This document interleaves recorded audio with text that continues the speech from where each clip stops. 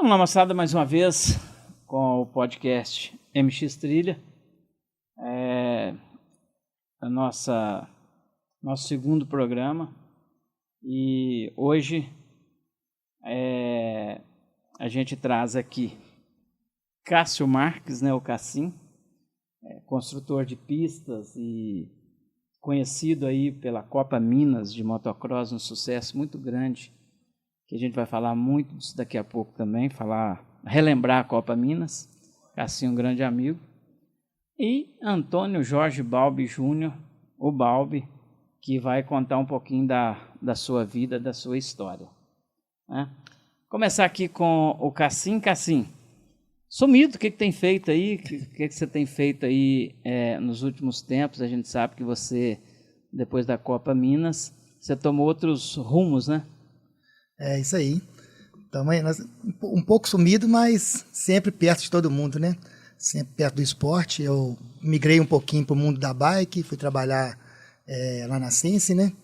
E viver um pouco da bike, mas vivi lá mais ou menos o que eu vivi no motocross, que é cuidando das crianças, da base do esporte, construí muita coisa legal por lá.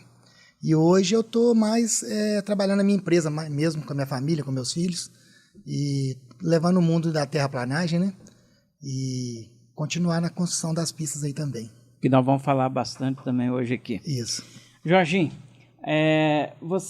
o que o Jorginho tem feito? Todo mundo sabe o que o Muita Jorginho... coisa, viu? Tem feito coisa pra caramba. Às vezes mais do que eu devia fazer, sabe, Amarildo?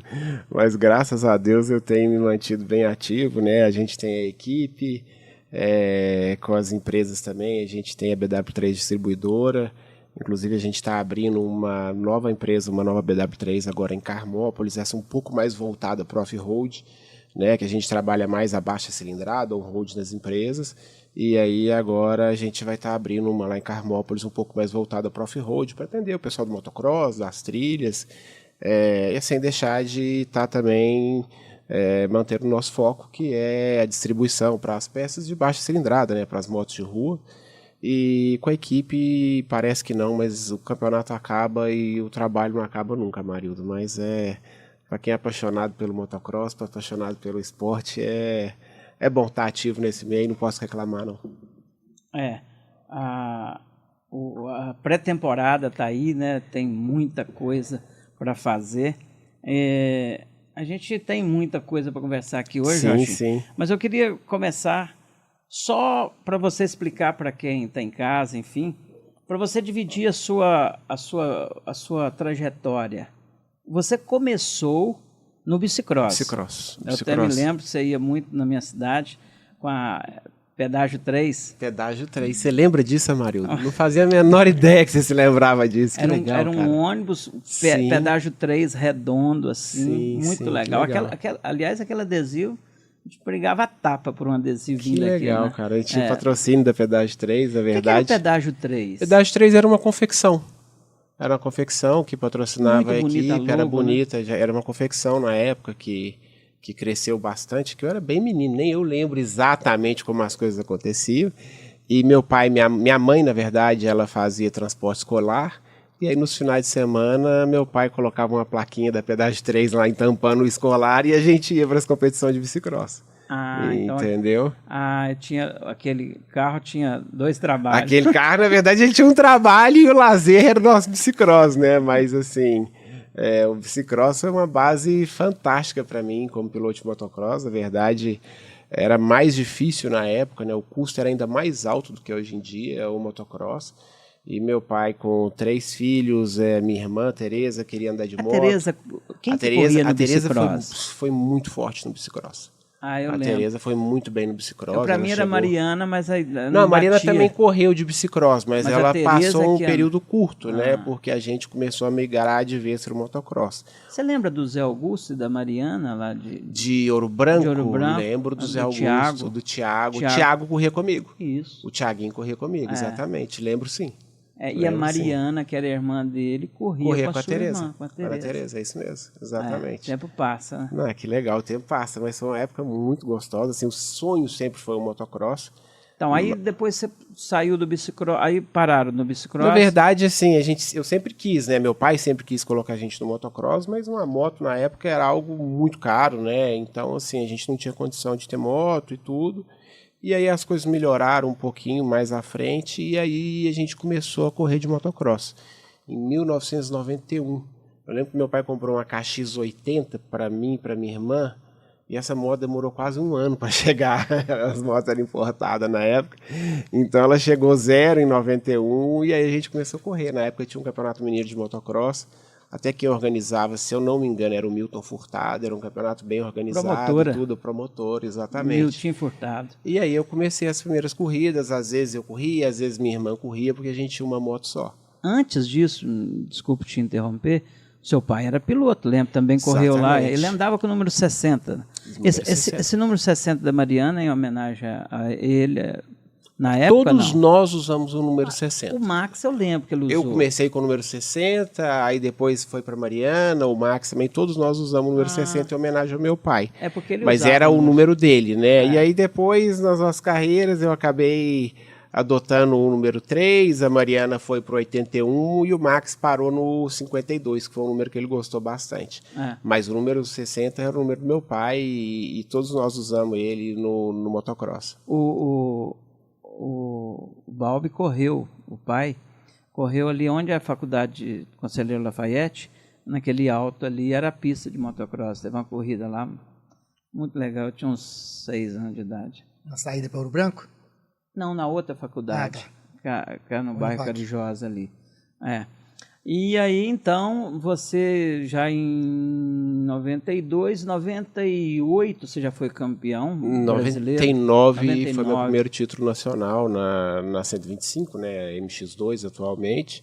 Foi meu primeiro título, mas em 98 eu já ganhei prova de campeonato brasileiro. Eu assinei o primeiro contrato, que era aquela equipe Amauri Honda, eu era companheiro de equipe do Chumbinho. Consórcio, né? Do consórcio Amauri, era uma né? equipe bem forte na época. Aí no ano seguinte, eu fui para a equipe Yamaha Oficial e conquistei o primeiro campeonato brasileiro. Na verdade, a gente era Yamaha Oficial, mas ainda através da equipe Amauri, que foi 98, 99 e 2000. Eu corri para essa equipe. 98, 99, 2000. Cassim, foi naquela época, né, que ele ia correr lá em Congonhas, no posto Tubarão, era ali? Era um pouquinho, 2001, né? 2001. Aí a gente... O Jorginho Balbi tinha uma mania de tirar a gente do serviço, né? Porque o Cassim era caminhoneiro. E a gente, cada um tinha o corre, né? Aí saiu uma notícia.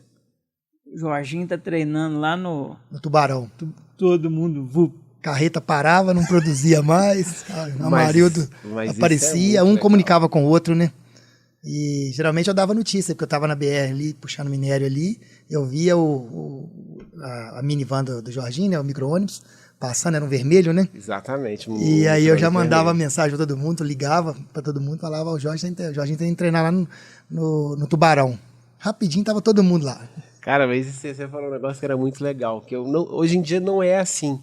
Nessa época, eu lembro que todo treino meu, eu chegava para a pista e tal, chegava no final do treino, a pista estava lotada, o pessoal parava para assistir, era muito legal. Não sei se o mundo hoje em dia, todo mundo é muito mais ocupado, é mais estressado, não sei. Mas eu lembro que todo treino a gente chegava no início, igual falou, chegava em Congonhas lá, estava tranquilo, não tinha ninguém. Dali a pouco a pista estava cheia, mas isso daí eu atrapalhei muito o Cassinho. Eu fiz ele parar de trabalhar várias vezes. O Cassinho, a gente passava pela estrada, ou eu ligava, ó, tô indo treinar, Cassinho. E aí ele ficava assistindo, a gente ficava batendo papo, muito legal. Agradecimento a Foco Racing. Aí o Concept Pro, disponíveis em 2 cores, azul e preto, bico de 40 mm, para moto CRF 250F, acabamento alto brilho, escapamento em aço inox 304, com parede fina de 1 mm para maior dissipação de calor, utilização de gabaritos de fabricação própria, o que garante melhor encaixe do escape na moto. Tubo e suporte em alumínio, anodizado, resistentes às agressões ambientais e ao calor gerado. Nova câmara de ressonância, que é o Bomber, desenvolvida para aumentar o torque em baixa e média rotação, proporcionando a redução de ruídos. Lã de vidro importada, que é a manta interna da ponteira, revestida com cartucho baguete, especial para resguardar a lã de vidro. Utilização de O-rings de silicone para maior facilidade do momento da manutenção, soldados pelo processo TIG, o que garante uma solda com acabamento e qualidade, projetado para obter o melhor rendimento com diferentes diâmetros em sua volumetria. Escapamento testados, perfeito para todas as modalidades off-road. Acabamento de alto padrão. Produto 100% original, melhor desempenho, qualidade e durabilidade. Ô Cassim, e você acha que isso, de uma certa forma, colocou você no motociclismo? Com certeza. Assim, na verdade, eu vi o Jorginho andando de moto a primeira vez em Lafayette, lá no Moinho Velho, e ficava louco de ver ele, a família, né? O Max, a Mariana, ganhando tudo lá e andando, dando show pra galera. Parecia fácil, né? Parecia fácil. Eu achava legal, sabe o que eu achava legal? Eu levo muito isso comigo hoje e dou de exemplo para muito atleta, o cuidado que eles tinham com o patrocinador deles, de roupa e tudo. Eu lembro que na época ele tinha um patrocínio de roupa da SW e, assim, podia estar chovendo, que na hora do treino ele estava com a roupa limpinha. Impecável. E na hora da corrida ele estava com a outra roupa limpinha. Eu lembro disso, até a etiqueta voando assim. Ó. E aquilo ali fazia a gente ficar louco para comprar aquela roupa na loja. Eu ficava doido para comprar uma camisa igual. Você me lembrou um negócio muito interessante também, que você foi um cara que chamava atenção na época, quando você começou a andar, porque você tinha um conjunto ASW branco com azul claro. Sim. E você usava uma bota branca. De longe parecia até um piloto. De longe parecia pro, Mariano. A gente não andava não, mas bonito a gente andava, né? E isso quer dizer, isso influencia, né? Sim, demais. E isso ajuda a indústria, né? Ajuda muito. E eu levo isso muito comigo hoje, assim, mesmo lá na Ciência, no mundo da bike, eu falava com os atletas nossos, por último agora na Ciência, eu cuidava da equipe de enduro, de bike, que era o Bernardo Cruz, que é o campeão brasileiro e tudo. Eu falava muito isso com ele, com os patrocinadores. Eu falava, manda produto, manda equipamento, porque eu não vou deixar o atleta treinar debaixo de chuva e ir para a largada, para a bateria dele com a mesma roupa. Tem que ir com a roupa limpinha, para as marcas aparecerem e tudo. E isso é exemplo lá do Jorginho lá atrás. Legal demais. Jorginho, aí a coisa foi andando, você foi ganhando as provas no Brasil, disputando. Quantas vezes campeão brasileiro você foi? Eu sou 7 vezes total campeão brasileiro. 2 vezes Supercross e 5 no motocross, 7 vezes total. 2 de Supercross. Quase não teve campeonato de Supercross no Brasil, né? Quando teve, eu fui campeão brasileiro de Supercross em 2004 e fui campeão 2003, 2004, é isso mesmo. Teve campeonato nesses 2 anos.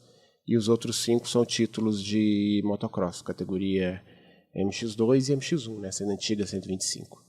Então porque eu fiquei muito tempo fora do Brasil, né, Amarildo? Então, assim, eu fui embora em 2004 e só voltei a competir em 2011. Então, fiquei 6 anos sem competir, que poderiam ter se transformado em mais títulos, né? Mas, assim, eu não me arrependo de não ter disputado ou brigado por esses títulos, não. Eu tenho comigo que, assim, a melhor decisão que eu tomei na minha carreira foi correr fora. Foi muito difícil no início, mas, cara, foi algo que me fez crescer muito profissionalmente, humanamente também. Foi muito legal. E viver sonho, eu sempre incentivo. Se tiver alguém assistindo que tiver sonho, corre atrás, porque não tem sonho impossível não, viu, Amarildo? Eu acho que a gente... para quem acredita e trabalha, e no meu caso, e quem tem fé em Deus e acredita, eu acho que a gente pode conquistar muita coisa através dos sonhos que a gente tem. Para mim, meu pai, assim, apesar de ter corrido de motocross, a gente é uma família muito simples, né? Imaginar que um dia eu ia estar correndo um AMA Supercross, assim, quando eu comecei lá, dividindo uma moto com a minha irmã, assim, quantas vezes eu fui para corrida, Marildo, assim, com a bolsa de equipamento, e os meninos riam de mim. Por que você está levando a bolsa de equipamento? Você não tem moto? Aí eu ia, andava no bloco, conversava com um, conversava com o outro, dali a pouco arrumava uma moto emprestada, dividia a premiação e conseguia correr. Então, assim, Eu acho que isso é muito legal e assim, é muito difícil, principalmente no Brasil, a caminhada no esporte, mas eu me sinto responsável por incentivar a criançada, quem está começando, porque, cara, é difícil mesmo, não tem jeito. Até um amigo meu médico fala, para mim basta ser um bom médico, para o atleta, para o piloto de motocross ou qualquer esporte, ele tem que ser o melhor. Ser bom não adianta, né? Mas assim, eu gosto de incentivar porque eu acho que é possível a gente correr atrás e eu acho que o maior sonho do atleta, né, Cassinho, é conseguir viver do esporte. Porque eu acho que todo mundo chega a uma certa idade e se depender da sua família continuar custeando, então assim, eu acho que a primeira meta dos atletas é conseguir viver do esporte, né? E não é fácil, mas o motocross ainda, se a gente for ver a nível Brasil, é privilegiado. São pouquíssimos os esportes, quando você tira um futebol e talvez um vôlei, que a gente tem atleta vivendo 100% do esporte. E o motocross tem, né? A gente pode contar aí, não sei, deve ter uns... Não enche uma mão. Acho que enche, deve ter uns 15 caras hoje no Brasil vivendo do motocross. Não é muito, mas tem, né? Assim, é legal isso. Você se sente responsável por aquela bandeira cravada ali, quando você vê uma etapa do AMA, você vê que a bandeira do Brasil ali, você fala assim, essa foi eu que pus?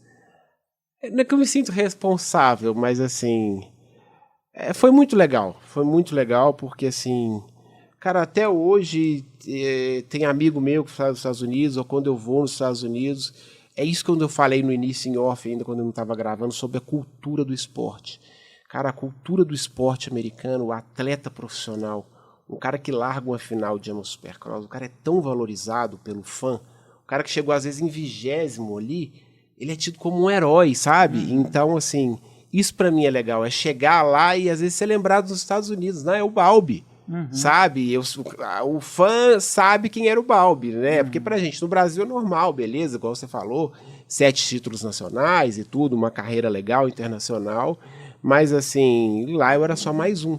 E todo mundo que está na final do AMA Supercross, do AMA Motocross ali, é extremamente valorizado pelo público, pela imprensa. Então isso é muito legal. E claro, como eu fui o primeiro a estar indo para as finais, o primeiro piloto brasileiro, não existia aquela bandeira e passou a ter, né? Eu fui o responsável. Legal mas demais, assim, né? É gostoso lembrar essa história. Não como uma obrigação ou como algo que outros não vão conseguir fazer, porque o que eu mais quero é ver o piloto brasileiro ganhando na Europa, ganhando nos Estados Unidos, né? A gente tem algo inédito acontecendo esse ano, que é o Enzo numa equipe de fábrica, cara, na melhor equipe, né? Então, assim, eu quero ver o esporte decolar. Esse é o meu maior sonho, e trabalho para isso, né? Por isso que eu estou envolvido até hoje. Mas você se sente responsável por ter aberto as portas dos Estados Unidos para tantas pessoas, inclusive... Aqui, ó, nós estamos aqui 5 pessoas dentro dessa sala. Minha filha Gabi, esse ano foi lá andar de moto, já fomos lá várias vezes. Eu, particularmente, fui nos Estados Unidos por sua influência. Cassim, mesma coisa, ou seja, você abriu as portas para os brasileiros, não só para andar de moto, mas para conhecer o esporte lá fora, né? Isso aí você se sente responsável? Eu não sei se eu me sinto responsável, porque eu fui com um sonho, que era correr, o maior sonho que eu tinha. Eu lembro que eu pegava minha bicicleta e na época era muito difícil assistir as corridas. E, né, o saudoso Eudes Guedes, eu era muito amigo do Diogo Guedes, do Diogão. Aí eu pegava minha bicicleta, ia pedalando para a casa dele e a gente passava a tarde inteira, o Eudes conseguia umas fitas do AMA Supercross. E eu e o Diogo ficava maratonando, assistindo o AMA Supercross e o AMA Motocross, e eu falava, cara, eu quero, e o meu sonho era correr lá. Então, assim, o meu intuito foi correr. E eu acho que isso acabou quando as pessoas... Porque, assim, existe um mundo para mim, um mundo pré e um mundo pós-internet. Né? E naquela época, para a gente, era difícil demais pensar em correr nos Estados Unidos. O inglês parecia mais difícil. Contato, eu conheço alguém que mora nos Estados Unidos, isso parecia que você era o dono. Longe, era muito longe. Era muito distante da nossa realidade, né? Então, eu acho que quando eu fui... Sem te interromper, para você continuar falando, ó, eu separei um trecho aqui, eu estava olhando outro dia, eu achei muito interessante. Você foi para os Estados Unidos em 2004, começou em 2005, em 2006 você foi de vez, não é isso? Eu fui, na verdade, de vez em 2005. 2005. Só que eu me machuquei e acabei não correndo em 2005. Aí eu achei um trecho na internet muito interessante, ó, de uma pessoa que você conhece muito, Pércio Matos. Ele escreveu o seguinte, ó, Pércio Matos, gerente comercial da SW, também destaca o sucesso da temporada realizada por Balbi. O esporte brasileiro já é visto de outra forma lá fora, graças a ele e a todos que o apoiaram. Depois do passo dado por Balbi, portas se abrirão e outros pilotos e o mercado se motivará ainda mais. Ou seja, ele escreveu isso aqui, está lá no site dos meninos do Lucídio, do Maurício Arruda, né? Que legal, da Moto X, 26/7/2006, quer dizer... E foi verdade, né? Realmente aconteceu. Então, interessante. Foi muito legal, assim, é muito gostoso lembrar, assim, eu lembro que eu tinha um blog que eu escrevia e, assim, às vezes eu demorava a escrever, a galera comentava xingando, escreve logo, a gente quer saber, não xingando assim, escreve logo, puxando minha orelha, escreve logo, a gente quer saber o que aconteceu no final de semana, às vezes ou porque eu não terminei uma bateria, ou se a moto quebrou, porque assim... Realmente era muito mais difícil, mesmo nessa época, já com o início da internet, a gente não conseguia assistir corrida, não tinha Instagram. Hoje em dia, você consegue acompanhar a vida de um piloto 24 horas, se você quiser, através. Se for um cara que posta mais, que é mais presente nas mídias sociais, você consegue acompanhar, você se sente amigo do cara mesmo sem nunca ter trocado uma palavra com ele. Porque você sabe o que ele tomou de café da manhã, em que pista que ele treinou, né? E assim... Existe muita gente que é receptiva através do Instagram, do Facebook, então assim, a comunicação se transformou muito mais fácil depois, né? E quando eu fui não tinha nada disso. Eu lembro que, cara, às vezes eu ficava uma semana sem falar com a minha família e depois eu consegui um Nextel, que era um walk-talk, você ficava falando e conseguia falar num preço mais tranquilo. Aí eu lembro que em 2005 eu fui para a Europa, cara, e aí lá era muito difícil. Lá não tinha esse Nextel e telefonia era caríssima na época. Eu lembro que, às vezes, eu comprava um cartãozinho de 5 euros, eu conseguia falar, às vezes, 10 minutos em casa. Então, assim, foi um ano difícil, 2005 para mim. Eu fiquei muito distante, eu sempre fui muito apegado à minha família, sabe? Mas foi um ano de muito aprendizado. Foi um ano só que eu passei na Europa, cara, e assim, eu tenho amigos lá até hoje, assim...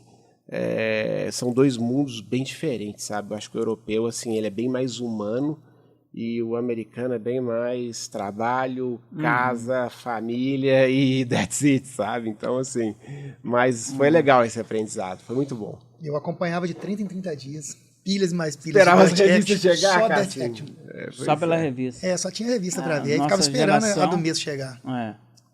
Aí via, já ia direto lá no final da revista onde que era o motocross. Legal. Motocross.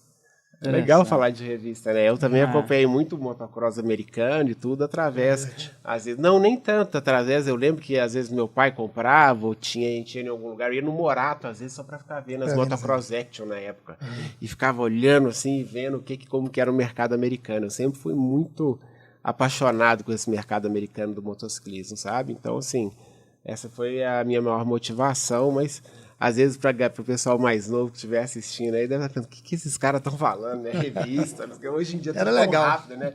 Mas era muito legal, né, assim, era muito gostoso. Ficava esperando aquilo. Sabe, para um piloto, assim, lógico, hoje em dia é legal ganhar uma corrida, e na minha época também era muito legal, mas assim, cara, eu amava quando tinha uma foto bacana minha numa revista, e quando eu era capa da Dirt Action, então, isso pra mim era assim, valia pra mim às vezes mais do que um troféu, sabe? Então, assim, o mundo mudou muito, né? A gente tá um pouco saudosista aqui, mas foi uma era muito legal que a gente pôde viver, né, Marildo? Muito legal. Eu quero só pedir licença vocês um minutinho aqui para falar dos nossos patrocinadores que estão apoiando o podcast aí, ó. Nós estamos com o apoio da IMS, está conosco aí, a IMS parceira nossa, a Motul, também a Foco, trouxemos até o novo escapamento da Foco aqui para mostrar aí, a Foco que está nos apoiando, muito obrigado ao pessoal da Foco, também a Plena Alimentos e a Borilli. Obrigado aí aos nossos apoiadores que vão estar nos ajudando aí nessa temporada do podcast. Legal. Jorginho, entrando num assunto aqui que eu acho que só você sabe que você viveu nos Estados Unidos. Igual você falou, nós brasileiros aqui ficávamos aqui. Para nós foi uma loucura essa participação sua nos Estados Unidos. Eu me lembro que a gente ficava assim, de olho, falava assim, não, vai aparecer, nem vai aparecer ele. Não, o cara, não, vai aparecer ele, vai aparecer. Não, a gente queria saber se ia aparecer você. É legal isso, né? Mas então a gente acompanhava aquilo tudo, tenho certeza que o Cassim também lembra dessas coisas. Mas a gente, eu pelo menos, eu acho que, desculpe se eu estiver errado, mas eu acho que você teve 3 momentos muito interessantes nos Estados Unidos. Anaheim no Angel Station, acho que foi o primeiro grande momento seu. Com certeza, foi a primeira corrida minha no AMA Supercross e 2005, e boom, emplacar uma final. Cara, eu lembro que na Hit Race eu ganhei do Jeremy McGrath, era um negócio assim... É isso que eu ia surreal. Pra mim, na hora que acabou aquilo ali, eu falei, eu tô vivendo um sonho. Na real, eu lembro assim... E ele chegou a ganhar a hit que você participou, se não me engano. Não, ele tava na mesma hit que eu me classifiquei na frente dele, entendeu? Tipo assim... Mas aquilo ali que eu achei interessante, que eu acho que foi um dos maiores, se não o maior... eu tô arrepiado aqui de lembrar. Sabe por quê? Assim porque você correu com o Buba com o número 259, que... Sim, quase ninguém correu, ninguém quase que lembra, né? O Gabriel me perguntou essa semana, esse 259 é o Buba? Sabe o que é mais legal, Mário? O Chad Reed de Yamaha. Eu tive a sorte e o azar, que pra mim hoje eu vejo tudo como sorte. Eu corri com os maiores. Foi a época azar, porque foi a época mais difícil. Porque você tinha na pista Stuart, Carmichael e Chad Reed, 3 lugares, era inimaginável, porque aqueles 3 era garantido, né? Mas eu corri com o Jeremy McGrath, corri com o Kevin Windham, você entendeu? Então, assim, eu tive a sorte de estar ali... Ainda tinha o Pastrana lá. Sim, no momento mais mágico do motociclismo, que até hoje, quando você pega... Né, eu sou tão fã do motociclismo, do motocross, eu assisto programa, igual tem o seu bate-papo aqui, tem números lá, podcasts americanos, cara, e até hoje, quando a imprensa, quando os ex-pilotos, todo mundo fala qual a melhor era Stuart Carmichael, Chad Reed. Sempre aparece, não tem jeito, né, é um negócio assim, parece que vieram 2... cara fora da curva na mesma época, né? E ainda tinha um que talvez não fosse tão fora da curva, que é o Chad Reed, mas que era teimoso e acreditava ser tão bom quanto os caras e toda hora estava incomodando eles. Então foi uma era muito legal. Então, você lembra bem daquela pista? Você consegue lembrar? Aquela pista era o seguinte, você largava sempre a curva para a esquerda, né? Mas era longa demais. Era uma curva longa, bem longa, era uma reta muito longa. E ali naquela primeira curva já deitava um 5, porque choveu um detalhe, bastante. Muito Choveu barro. Bastante. E parece que aí depois tinha uns saltos bem duro e lá para frente tinha uma tal de uma seção de costelas de areia. Sim. Sim, eu lembro bastante. Eu lembro de, assim, eu não lembro da volta perfeita, mas eu lembro de vários trechos. Um da largada.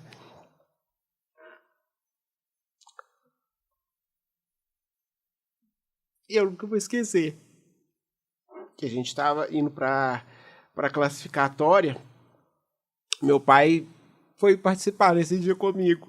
E você deu um abraço nele no final. E ele estava antes da largada comigo. E a gente foi escolher o gate e tudo. Eu tinha até feito um treino bom, eu tinha uma boa posição de gate. E ele, não, cara, vai todo por fora. Eu acredito muito em você. Aí me deu um abraço, assim. Cara, e o resto é história, né? Eu fiz a largada, eu larguei quase que de ponta na minha classificatória e andei bem. Cara, e aquele dia, assim, eu te juro, foi difícil dormir antes da prova, foi. Mas depois dela eu não preguei o olho, eu não acreditava que eu estava no AMA Supercross e que eu tinha acabado de correr uma final com o Carmichael, com o Stuart, com o McGrath, Windham, Ferry, com esses caras tudo e como tinha sido, né? Peço desculpa aí, pessoal que está assistindo, porque, cara, lembrar de um momento tão legal e do lado do meu pai que faleceu recentemente é difícil ainda, mas ele foi alguém que foi muito importante na minha vida. Ele acreditava muito mais em mim do que eu mesmo. Cara, se tinha alguém que acreditava em mim, que tinha uma força extra, assim, era meu pai. Ele, assim, acho que todos os meus grandes resultados nos Estados Unidos, igual essa primeira prova ele estava presente, uma outra prova foi o Nadila.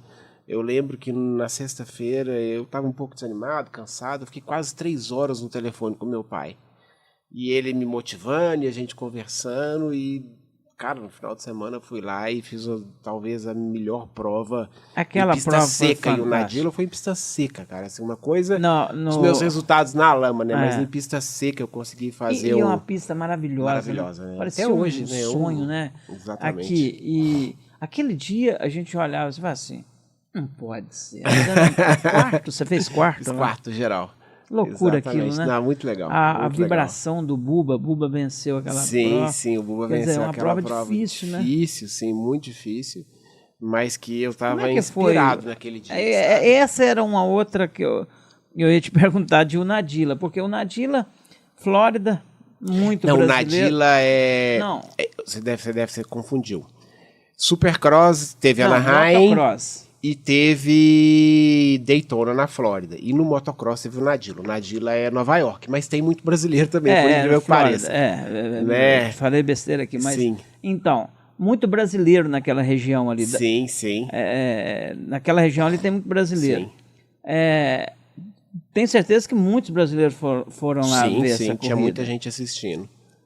E aí você largou bem também esse dia. Eu lembro, eu larguei muito bem na primeira bateria, fiquei disputando ali terceiro, quarto, muito tempo. Eu fiquei até engraçado, um tempo atrás eu postei um vídeo dessa prova e aí o Tim Ferrer comentou no meu Instagram, esse dia você estava imbatível, eu fiquei mais de 10 minutos e não conseguia te passar. E ele era o companheiro de equipe do Stewart, piloto oficial da Kawasaki, tudo, foi vice-campeão naquele ano, então assim... eu estava muito... os meus melhores resultados quase todo ano eram em Unadilla. É uma pista que eu sempre gostei muito, me identifiquei com essa pista. E em 2008 eu estava numa fase muito boa, com uma moto muito boa e foram os meus grandes resultados no motocross mesmo. Pois é, e no mesmo ano, 2008, você fez também história em Daytona. Exatamente. Aí é o seguinte... O Cassim está aqui com a gente, ele inclusive vai falar disso daqui a pouco, de pistas de supercross. Muito diferente, né, Cassim? Uma pista de motocross para uma pista de motocross.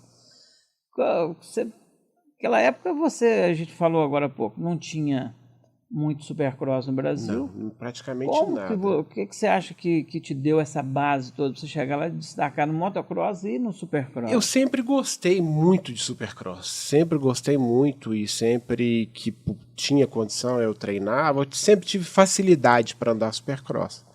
Mas assim, o básico que eu acredito muito, todo mundo às vezes fala sobre talento, todo mundo fala... Cara, o atleta que quer, ele faz a diferença na persistência, na força de vontade, sabe? Assim, eu lembro de treinar supercross e ter piloto que às vezes que eu nem conhecia, era às vezes quase 2 segundos mais rápido que eu durante a semana. E chegava no final de semana, de alguma maneira eu conseguia terminar na frente do cara. Por quê? Porque eu largava melhor, porque às vezes o que eu não conseguia desempenhar bem numa sessão de costelas, eu ia lá e fazia a curva mais rápido, ou porque eu estava melhor fisicamente, e principalmente porque eu acreditava, aquela vontade de vencer, não te deixar desistir mesmo, sabe? Mas o meu início no Supercross foi difícil, né? Principalmente por não estar em equipe, tanto que em 2008 eu fiz assim, ó, eu mudei da água para o vinho, que eu fui para uma equipe semi-oficial, e o Jeff Alessi era meu companheiro de equipe. E aí a equipe alugou, fez um pagamento para o Tony Alessi, e o Tony nessa época tinha um compound com 3 pistas de supercross. Então durante 2 meses eu pude treinar junto com os Alessi. E cara, e aí eu aprendi a andar supercross, era a diferença, porque muitas vezes... andava 800? O Mike era, nessa época, o Mike era piloto oficial Suzuki, e o Jeff era companheiro de equipe meu na 801, exatamente. 801. Então, assim, a diferença entre você estar numa boa equipe é tudo. Se você pegar os meus resultados em 2007 para 2008, Não é que eu era um outro piloto, é que em 2008 eu estava com uma boa equipe e todo mundo acha, é a moto. Não é a moto. A moto era muito parecida, mas é o programa, é ter acesso à pista de supercross, é treinar junto com um piloto bom, é ter um chefe de equipe experiente que às vezes você está na dúvida, o cara vai te falar, ó, a linha é essa. Hoje eu sei o que eu consigo fazer com os meus pilotos, é ter um chefe de equipe ou um mecânico experiente que vai te ajudar no acerto de suspensão. É muito mais sobre o programa do que o produto final, que todo mundo acha, não, a moto de uma equipe oficial é algo fantástico. Não, é tudo que aquela equipe abre portas. É você treinar junto com um cara bom, é às vezes a equipe ter um treinador, tudo isso é que faz a diferença. Então, assim, eu acredito que o Enzo vai ter uma temporada esse ano que vai surpreender todo mundo, porque ele está na melhor equipe, treinando com os melhores pilotos, então, assim, não tem jeito de você não evoluir, sabe? Não é que não tem jeito. Aí, se o cara quer, ele vai. E eu lembro que eu aprendi muito com o Tony Alessi, com os Alessis, então, assim, eu mudei no Supercross da água pro vinho ali, tanto que depois, todas as vezes que eu andei Supercross depois daquela temporada de 2008, ali realmente eu aprendi. Porque até então, tudo que eu tinha conseguido fazer antes desse ano foi realmente na raça mesmo, na vontade. Essa última corrida aí que a gente estava falando dela, de Daytona, vocês sofreram naquela corrida, né? Cara, eu sofri, e é algo assim que é muito louco, sabe? Quase que é uma história da minha vida, assim. Parece que eu sou muito grato a Deus por tudo, mas parece assim, antes de conseguir algo grandioso, sempre tem, sabe? Nunca foi fácil, nunca. Minha carreira, nada, em nenhum momento foi fácil. Mas com perseverança, no final sempre dá certo, sabe? Sempre a gente conquistou no fim. Então, Daytona, eu estava 99% que eu não ia para Daytona. Né? Eu peguei um voo para poder... E tinha uma escala no... Você morava onde? Eu morava na Califórnia. Né? Na costa é o oposto. O oposto? Né? A gente, os Estados Unidos, diferente do Brasil, o Brasil ele é mais norte-sul lá, né? Lá é leste-oeste. Então, você pegar como um quadrado, eu estava no quadrado do outro lado dos Estados Unidos. Aí eu peguei um voo e tinha uma escala no Texas, uma escala em Houston.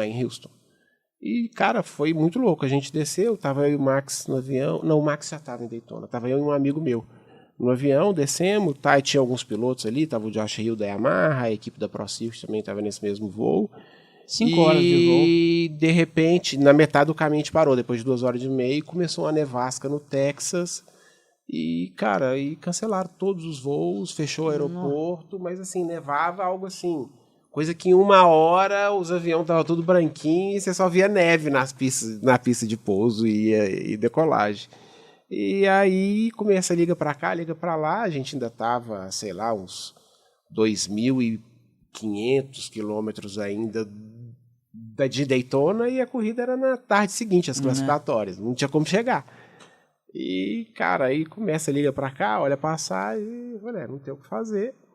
E aí eu era bem amigo do Josh Hill, piloto da Yamaha.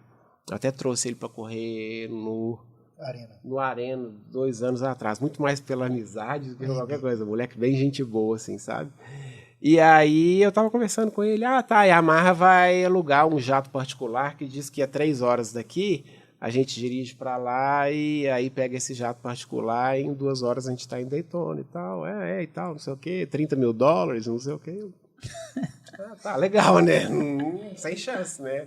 Liguei pro meu chefe de equipe, ele, não esquenta a cabeça não, fica em casa semana que vem, tem mais, que apesar de ser uma boa equipe, era uma equipe que tinha um budget modesto, entendeu? E naquele ano a responsabilidade pela despesa de viagem era minha. Então, assim, sem chance de eu conseguir chegar lá. E aí tava o Mitch Payton, né, da ProCircuit, o Rick Johnson, e aí eles conversaram e tudo e falaram, vamos... Aí fizeram o plano com a Yamaha, vamos fretar então o jato. E aí o Mitch Payton ia dividir a conta com a Yamaha, acho que estava dando, sei lá, $15 mil para cada um e tudo. Micharia para eles, né? Para mim, eu falei, ferrou, né? E aí começaram a contar e tudo, e aí o Mitch tinha acabado, convidou, sobrou um lugar no avião. Né? E eu só ali, eu não Levantou a notinha de $100 e falou assim, eu posso... Eu não conhecia o Mitch Payton ainda, conhecia o Josh e tudo, mas ele não falou nada. E aí ele convidou o Rick Johnson, que estava indo para assistir a corrida. Não, vamos com a gente no avião, você não precisa pagar nada e tudo e tal. E vamos para lá para assistir a corrida com a gente. E aí, por acaso, eu muito sem graça, queria falar alguma coisa e tudo. E aí o Mitch olhou para mim, e você estava indo também, como é que você vai fazer? Aí ele pegou, eu peguei e falei, não vai ter jeito, eu não vou conseguir ir para a corrida, não tem como e tal. E aí o Rick Johnson me ouviu falar isso. Aí o Rick Johnson falou, de jeito nenhum, Mitch, se você não importar, eu dou a minha vaga, eu dou meu assento no avião para o Balbi. E por acaso, algumas semanas antes ali, eu tinha encontrado com ele na pista, ele era dono de PRS Raceway, você chegou a visitar a PRS lá? Ele nessa época tinha comprado o PRS Raceway e por acaso um cara assim, a estrela que foi, extremamente humilde, ele veio falar comigo, nossa, você está andando muito rápido, parabéns, já te vi treinando, andando aqui algumas vezes, você evoluiu muito. Né? E aquilo ali fez meu dia, e eu fiquei fã do Rick Johnson ali, já era, né? E aí o Rick Johnson não pegou e cedeu o lugar para mim, mas falou, mas vai lá e faça valer a pena. Falou desse jeito comigo, entendeu? E aí, cara, o resto é história que a gente já sabe. Fui de carona no avião com o pessoal, cheguei lá, não tinha mala de equipamento, nem as malas do avião a gente conseguiu tirar, tinha nada, e aí peguei uma bota emprestada com meu companheiro de equipe, por sorte tinha equipamento, calça, camisa, um capacete e fui embora. Peguei uma joelheira emprestada dentro do caminhão da Asterix, que eu não consegui chegar em nada na corrida e no fim deu certo. Foi talvez assim, como piloto de motocross, eu acho que foi a maior realização. Foi o dia, com certeza, a melhor corrida da minha vida foi Daytona. Não tem explicação o que é você ganhar uma hit racing na frente do Kevin Windham e ver, cara, um lugar lotado, falando seu nome. Cara, foi a coisa mais louca. Eu Entrevista. voltei para entrevista e eu voltei para o caminhão da equipe. E aí a gente olhava assim, tinha o caminhão da Yamaha, tinha o caminhão da Kawasaki. Meu caminhão estava lotado.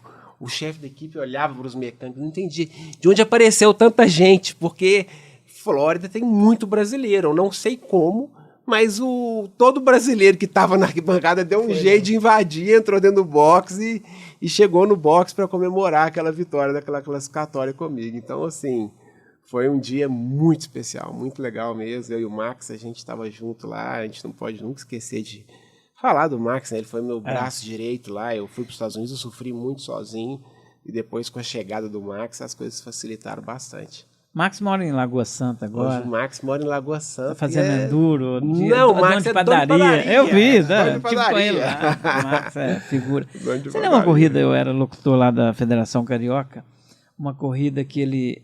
você não estava, você estava nos Estados Unidos.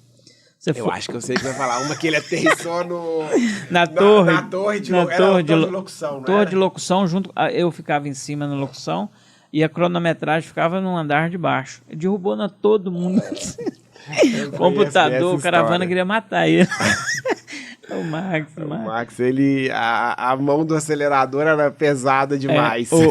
O Jorginho, ele até isso foi algo que vocês tiveram que superar, né? Porque quando você saiu, aí ficou a equipe sem o Jorginho. Sim, ficou um gap grande, né? Nossa. Ficou um gap grande. Foi difícil para mim lá, longe da minha família, mas foi muito difícil para eles aqui também, porque eu não estava aqui, né? E acabou que eu tenho comigo que Deus acerta todas as coisas, né? E aí, aos poucos, dali a pouco, o Max...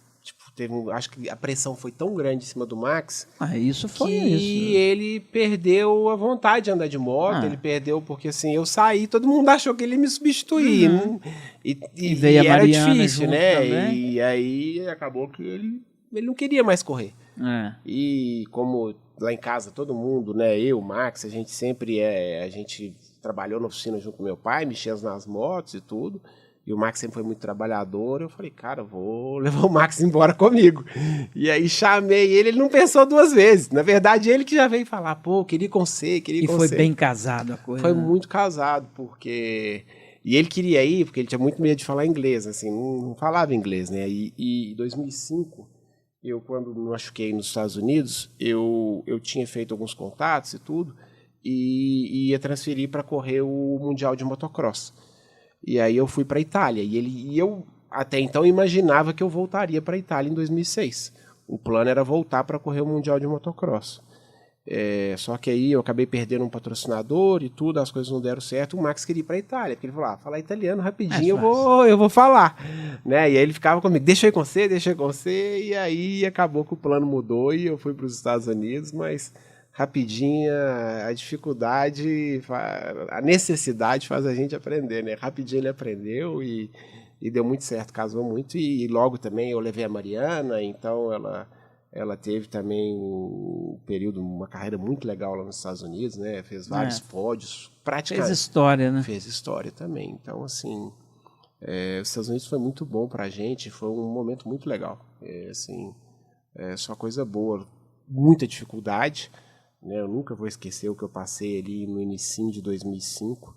Cara, gelado, e eu dormindo dentro da van para correr no dia seguinte, mas gelado, com um pacote de sanduíche de pão com presunto, era o que eu tinha para comer, porque o estádio fechava, se eu não me engano, não podia entrar, eu saí tipo 7 horas da noite, cara, e eu piloto, eu mecânico, imagina, você por uma etapa de supercross totalmente sozinho.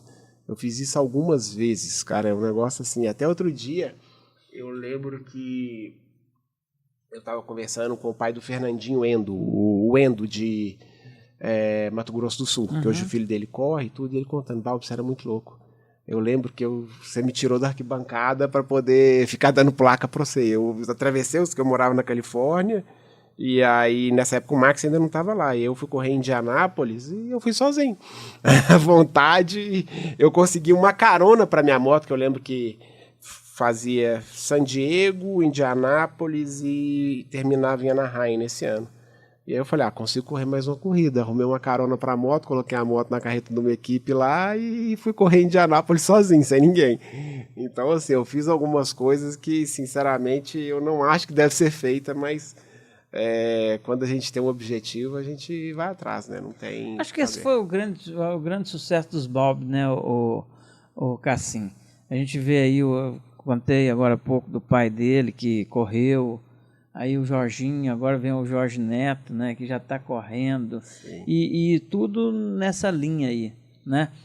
Eu me lembro, Jorginho, que uma prova lá em Casimiro de Abreu, no Rio de Janeiro, era a cervejaria local que você lembra dessa prova? Eu lembro dessa prova. Rapaz, Cassim, o pessoal da cervejaria local trouxeram assim umas 30 meninas, as mais bonitas do Rio de Janeiro. Eu vou te falar por que eu não esqueci, né? Mas. Aqui, só que é o seguinte. Aí as meninas ficavam em volta assim da pista nas curvas e, poxa, o Balbo chegou lá, era um cara, né? E ele andou, mas andou muito forte e tal. E o Jorginho, não tem problema nenhum falar nisso, ele era solteiro nessa época, não tinha compromisso com ninguém, hoje ele tem compromisso. Mas, casado e muito bem casado. O Jorginho fez um sucesso muito grande com as meninas, cara, e as meninas terminou a corrida, elas invadiram a tenda dele. E você acha o que ele foi fazer? Ele foi olhar o que a moto tinha queimado a vela e foi cuidar da motocicleta. Impressionante. Os caras, o Alex Neves, que é o vereador lá que levou a prova, falou assim: mas não é possível, rapaz, eu com tanto de menina dessa... Mas tinha outra bateria, Marilda, tinha que arrumar a moto para poder ir lá correr. Os caras falaram assim: aquele dia eu aprendi que esse cara era profissional ao extremo. Nada tirou o foco dele. Não, nada tirou o foco. Isso aí é algo que eu tento até passar para os pilotos que estão comigo, assim... não vou falar que eu fui santo, ou que não me interessei pelas meninas, mas meu pai sempre passou uma coisa: primeiro você cumpre seu objetivo, aí acabou a corrida, você faz o que você quiser, mas até você cumprir seu objetivo, não perde o foco por nada. É uma coisa que meu pai sempre me ensinou e eu tento passar para os meus pilotos, para o meu filho. O motocross é um esporte muito perigoso, né? O motociclismo é perigoso, então assim, você não deixa nada desviar o seu foco e o seu objetivo. No momento que você cumpriu a sua tarefa, acabou a corrida, beleza, você pode fazer o que você quiser. Mas até você desempenhar a sua tarefa, não, o foco é esse. Independente se é uma prova fácil ou difícil, meu pai sempre me ensinou a encarar a corrida fácil, às vezes é a mais difícil, é a mais perigosa, né? Não deixa nada tirar o seu foco, a sua concentração. Então, assim, eu acho que o respeito pelo esporte é muito importante. Isso pelo é trabalho que você está fundamental. realizando, né? Porque, assim, eu acho que qualquer profissão, mas como o motocross é lazer para muitos, às vezes as pessoas elas esquecem disso, porque a maioria das pessoas está ali a lazer, mas o piloto, a equipe está ali trabalhando, né? Então, isso é até uma coisa que é legal a gente educar os fãs, de sempre lembrar disso. Às vezes o fã, o piloto não me tratou tão bem como eu esperava, mas como seria a sua reação, você, fã, se você estivesse lá no seu escritório, segunda-feira, ou um médico fazendo uma cirurgia, entrando para uma cirurgia, se chegasse alguém lá, né? Então, assim, lógico, eu sempre tentei, e graças a Deus você tem muito carinho do público e de todo mundo, mas assim, o respeito e o profissionalismo com o esporte, meu pai sempre me ensinou a levar isso muito a sério. Seriedade, Cassim. Falando em seriedade, nós tivemos uma época no motocross mineiro que encheu de orgulho, né, Balbi? Foi quando foi realizada a Copa Minas, né, de motocross. Você trouxe um sonho também, e naquele sonho ali com sua dedicação, porque o que se viu foi dedicação. Fala um pouco pra gente da Copa Minas, como é que foi? Antes do Cassim falar, eu já vou falar. Foi, assim, eu acho que eu posso afirmar, eu tenho 42 anos, mas deve ter uns 35, 36, e com a história do meu pai, eu conheço o motocross de Minas Gerais de todos os tempos. Foi o melhor momento do motocross mineiro. Não tem a menor dúvida que foi. Isso você pode pegar lá desde 80, com certeza. Talvez a federação pode ter tido momentos melhores, sim. Mas em relação a campeonato e competição, foi o melhor momento. Qualidade. Com certeza. Mas fala, Cassim, senão só a gente fala. Boa, né? Mas é resultado daquilo que eu falei. Ele, assim, ficava esperando o mês passar para receber as revistas e ver os campeonatos lá fora, ver o resultado do Balbi. E eu via e ficava vendo aquilo e comparando com o que a gente tinha aqui no Brasil, o que a gente tinha aqui em Minas. E eu ficava doido para ter a oportunidade de fazer uma coisa legal para o povo. Eu tinha a receita na mão. Eu não tinha a condição de fazer, mas eu tinha a receita, eu sabia. Eu conseguia entender qual era a receita do motocross. E aí eu fui buscar ajuda e tudo, e conheci o Cadinho, né, o saudoso Cadinho, que já tem... Ricardo Bento Filho. 4 anos que ele nos deixou aí, né? E ele me ajudou muito, foi um pai no motocross, eu devo muito isso a ele, não é um mérito só meu, é um mérito de todos que estavam ali envolvidos, mas o Cadinho foi fundamental. E eu fui lá no escritório dele, eu lembro disso até hoje, nós começamos uma conversa lá 1h da tarde, eu saí de lá quase 2 da manhã.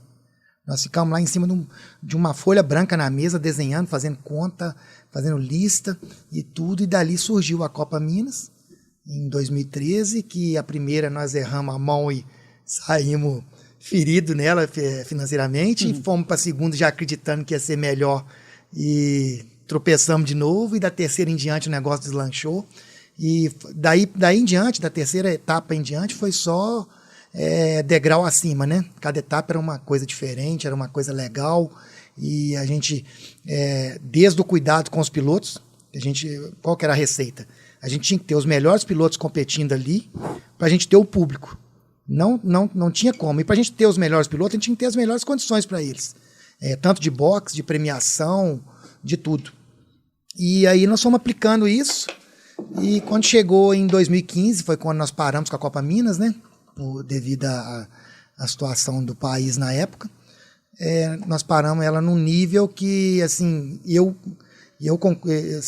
cheguei à conclusão que eu também não vi nada parecido. Foi aquém do que eu esperava, além do que eu queria fazer, nós conseguimos fazer. E é isso, nós paramos no topo.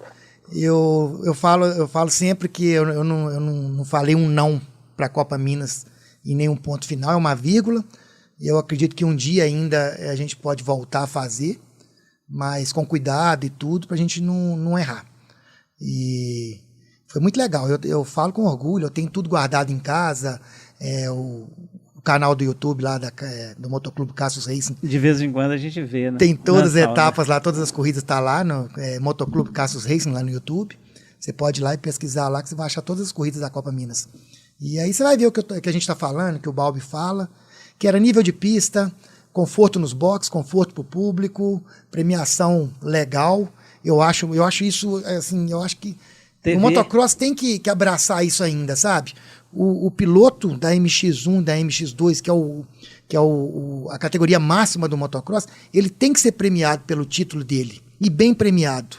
Entendeu? Não adianta só o cara ganhar o troféu de campeão, o título de campeão. Ele tem que ganhar um carro, tem que ganhar uma quantia em dinheiro para valer aquele risco que ele corre a vida dele inteira ali, que ele botou a vida dele em risco ali, para ele chegar naquele nível.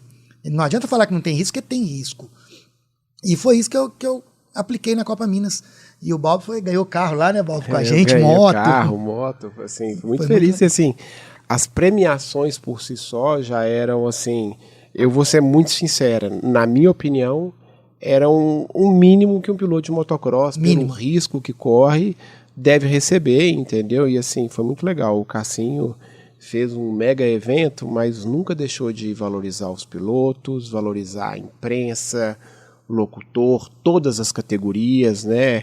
É uma pena que isso não se tornou uma constante, né? E não só, sim, ele falou, teve problema com a situação econômica do país, mas assim, por que outros campeonatos não levaram? Cara, isso é o espelho, essa é a forma de fazer, né? Porque o que eu tenho briga, às vezes, eu não vou dizer briga, mas eu tenho muita dificuldade, às vezes, com os presidentes das confederações, que é assim, né? Não, porque o campeonato mundial é assim, mas eles querem copiar somente o que agrada a eles, né? Mas o campeonato mundial, ele é transmitido em televisão aberta em mais de 80 países, então é muito fácil você vender um patrocinador, né? Então é muito fácil você vender um patrocínio, porque no campeonato mundial não tem premiação.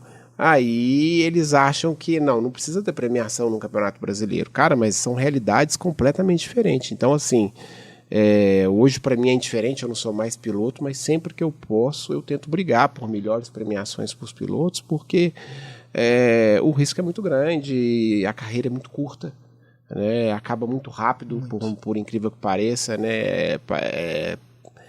Por mais triste que seja, acaba rápido, passa rápido. Mas assim, eu tenho uma pergunta para te fazer, Cassim, já que a gente está falando de Copa Minas Gerais. Você acha, acredita, melhor do que ninguém, você vai poder falar, você acha que é sustentável um evento como a Copa Minas Gerais no Brasil, na nossa realidade? Você acha que é sustentável? Que, assim, vou ser muito sincero, o brasileiro e o consultor de corrida, na minha opinião, tem um erro gravíssimo. Achar que o cara que está fazendo a corrida não pode ganhar dinheiro.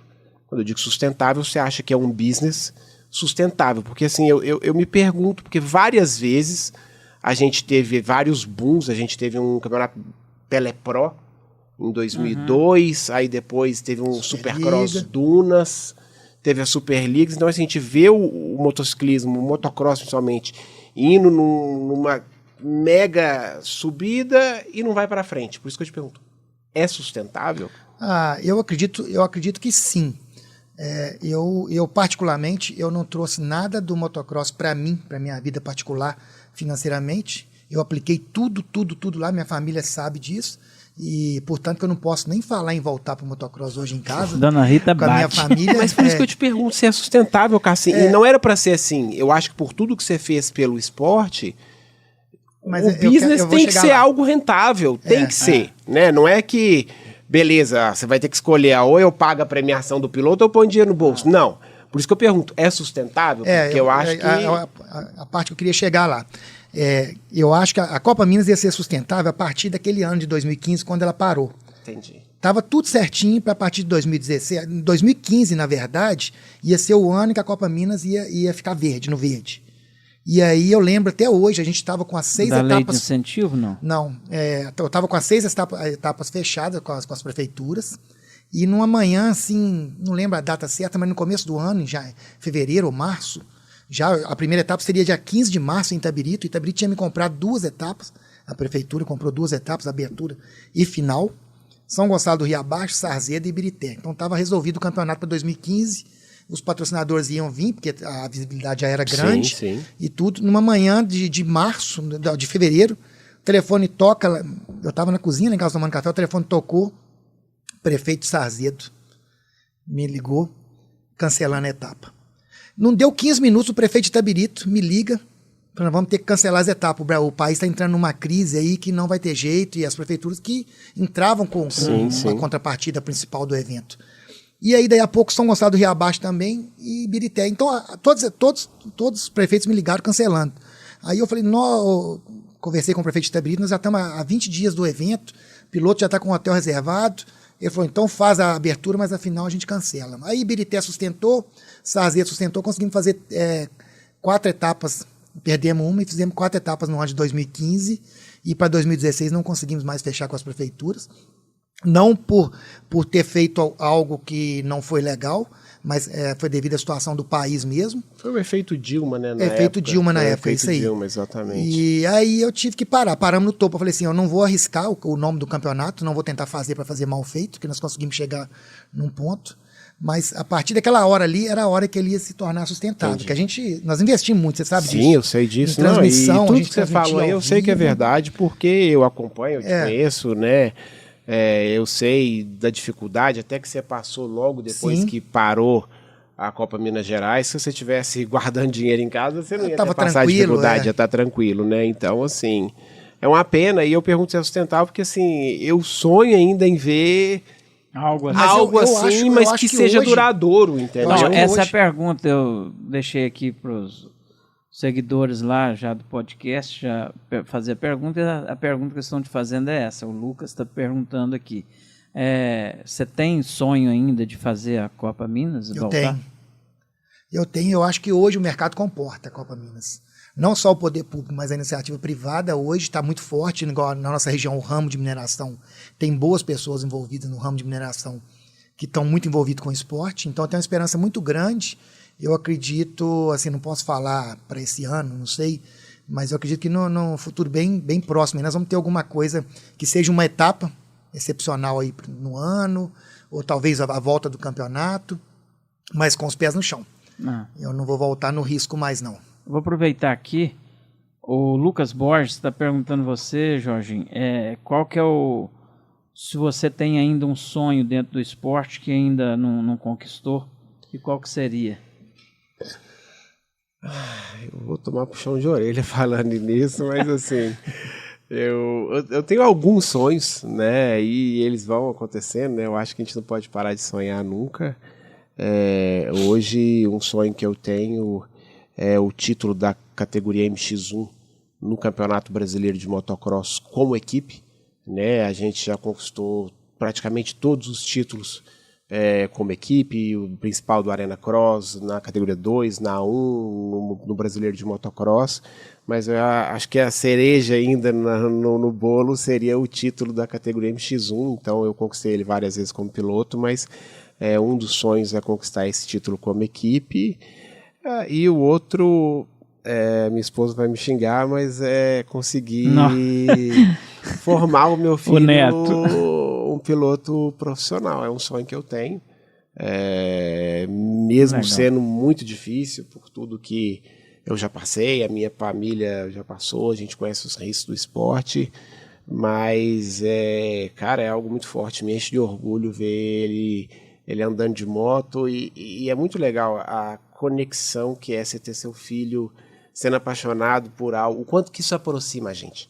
Isso como criação, caso ele mais à frente decida não ser um piloto profissional, tá tudo certo, né? Mas o quanto isso aproxima, e eu acho que o quanto o esporte forma boas pessoas, isso daí não está na conta do motocross. Muita gente calcula o risco, calcula a despesa, mas o que os meus filhos hoje, até a minha filha também, eles podem viver num box no final de semana de corrida, cara, eu não vejo isso acontecendo mais em lugar nenhum, cara, assim.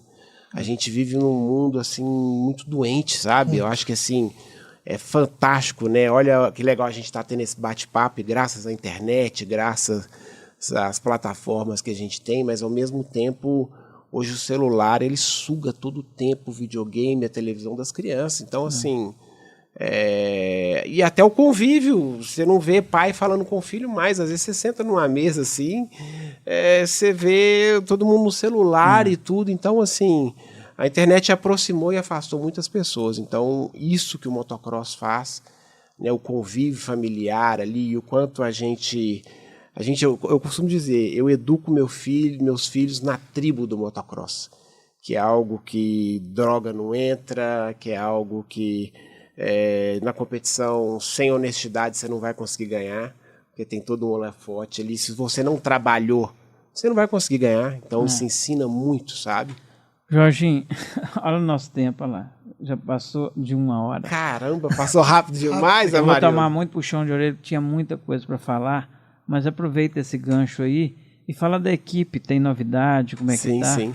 Cara, eu só te peço que seja bem breve. rápido. Vamos lá. Estourou o tempo. A gente está num período aí de reformulação na equipe, né? Vão sair alguns pilotos, já vou falar o Mielke confirmado, o Gabriel Mielke. Vou soltar aí uma pimentinha aí, a gente está trazendo o Gui Ferreira, que eu queria muito trabalhar com ele, que vem para correr na categoria Júnior aí na MX2 Júnior. E tem novas contratações aí, a MX2 e a MX1. O que eu posso dizer é que a gente vai ser competitivo e vai brigar por títulos em ambas categorias. O B sai, o Lucas Dunca sai, ambos por opção deles. A gente tinha contrato para oferecer para ambos, mas ambos decidiram sair, mas tem piloto bom chegando e eu estou muito animado. Acho que a gente vem com um time muito forte aí para brigar pelo título em várias categorias. O Zion permanece, então a gente tem o Zion na 65, a gente tem o Gui Ferreira na Júnior, tem bons pilotos vindo para MX2 e para MX2 Júnior e para MX1 também. Legal. 50 a gente tem o Conrado Mandia, tem o Ben Sagai, que já fez vários pódios em Campeonato Brasileiro no ano passado. Então, assim, a gente tem pilotos em todas as categorias até a MX1. Cassim, você tem alguns trabalhos para fazer aí? Você estava tudo certo para fazer lá a pista de Supercross brasileiro, né? De Supercross lá em Santa Catarina, lá com o Sandro, lá o pessoal da Geração Yamaha. E deu errado devido às chuvas, né? Como é que tá isso aí? Fala pra gente rapidinho, por gentileza. Eu tive em Santa Catarina em outubro, né, para fazer a pista do Brasileiro de Supercross, que ia ser no início de novembro, mas fiquei lá 12 dias e 12 dias choveu. Não conseguimos fazer a pista e adiaram o evento para março agora, talvez, e a gente deve estar fazendo essa pista aí agora em fevereiro. E a gente tem uns trabalhos de pista aí bem legal para fazer agora. Eu estava para ir hoje para o CT Mateus Cross também, construir uma pista nova de Supercross lá. A chuva atrapalhou, adiamos para depois do dia 15. E vai sair uma mega pista de motocross e uma mega pista de supercross na minha região lá de Itabirito, que é o que eu posso falar agora por enquanto, mas vai ser um projeto bem grande que vai suprir essa demanda de pista que a gente tem aí na região. E pista de qualidade mesmo, e assim, eu vou aplicar tudo que eu aprendi, que eu fui lá fora e aprendi, e nos anos de Copa Minas, tanto na de motocross quanto na de supercross. Não deu tempo da gente falar, mas em poucas palavras, resume aí a sua ida, igual eu falei aqui, nos Estados Unidos, as vezes que você foi lá e como é que foi o que você aprendeu de motociclismo lá? Lá foi muito bom, né? Porque eu aprendi muito sobre pista, fui para lá para aprender isso e aprendi mesmo, porque é totalmente diferente do que eu fazia antes. E quando eu voltei de lá, já mudou muito o jeito de construir as pistas. Eu já peguei uma técnica bem melhor de fazer lançador de pulo, opção de obstáculos dentro da competição, para você, como se diz, ter linhas diferentes, né? O Balbi sabe disso, que minhas pistas sempre tinha isso, para proporcionar ultrapassagem para quem treina mais, quem não treina menos. Se você fazer uma pista só de curva e salto, é normal. E eu fazia curva, salto e fazia sessões de ritmo, de encaixe e de obstáculos diferentes. Isso era muito Cassim legal. aprendeu a fazer pista que, independente da posição que o piloto largar, ele consegue ganhar a corrida. E o mais legal, pistas competitivas, técnicas e seguras. Então, assim, o talento dele para fazer pista é fantástico. É a vontade, né, de fazer bem feito. Querer fazer bem feito, né? Qual foi a melhor corrida do Jorginho Bob na Copa Minas? Betinho. Aquela que trocou a marcha com a mão. Não tem jeito, troquei duas vezes marcha com a mão. Não tem cara. Troquei 2 vezes marcha com a mão antes de parar para consertar o pedal de câmbio. E assim, cara, até hoje, se você olhar constantemente no YouTube, o número de visualização vai crescer, porque todo dia alguém fala, eu vi essa corrida, ou alguém me manda um link. Foi assim, foi loucura. E aquilo tava assim, o o parque de exposição estava lotado. A gente tinha lá... Loucura. Eu lembro que eu coloquei, foi a corrida que eu coloquei mais número de arquibancada, foram 350 metros de arquibancada. A gente tinha cerca de 8 mil pessoas sentadas na arquibancada. E o Jorginho passava, cada ultrapassagem dele, é sério, se você assistir, você vai ver. O pessoal gritava igual quando tem um jogo no Mineirão de Atlético Mineiro, sai um gol. Não, em relação a Era performance e emoção, aquela corrida ali foi muito mais legal do que quando eu ganhei o carro na final, fui campeão da Copa Minas Gerais e tudo. Mas ali a corrida em si foi muito mais legal. Fantástico. Foi bacana Maravilha. demais. Cada ultrapassagem. E olha que eu não ganhei a corrida, né? Que loucura. Mas foi muito bacana. Ô, gente, eu falaria com vocês aqui fácil mais 2 horas, mas nosso tempo esgotou. Mas meia horinha, não tem jeito não. Jeitinho mineiro, né, Cassim? Nosso tempo esgotou, Cassim. Despedir aí e ter certeza que os brasileiros que amam motocross tá doido para te ver de volta aí, né? Se Deus quiser, tá nos planos e tudo, vamos com o pé no chão, uma hora vai acontecer. Tá Se certo. tiver nos planos de Deus, vai acontecer. Obrigado por você ter vindo prestigiar a gente. Eu que agradeço e estamos juntos aí. O MX Trilha agora é só crescer e que puder contar comigo, pode contar. Tá certo. Jorginho. Só agradecer, Marildo, muito obrigado pela oportunidade, agradecer a ProTorque, a KTM, a todos os nossos patrocinadores, né, que a gente vai para mais uma temporada junto aí, agradecer a minha esposa que está me dando apoio, a todo mundo que trabalha junto com a gente e dizer também, conta comigo, Marildo, que desejo muita sorte para que o podcast se torne algo grande e constante, porque é muito legal e a gente precisa de espaço como esse para poder mostrar o que a gente tem de bom no nosso esporte. Vamos deixar aqui as portas abertas assim que vierem os pilotos novos da equipe, a gente recebê-los aqui e bater um papo com eles. Pode deixar, quem sabe a gente anuncia aqui, né? Vamos lá. Tá certo, moçada. Muito obrigado e até a próxima, se Deus quiser. Valeu.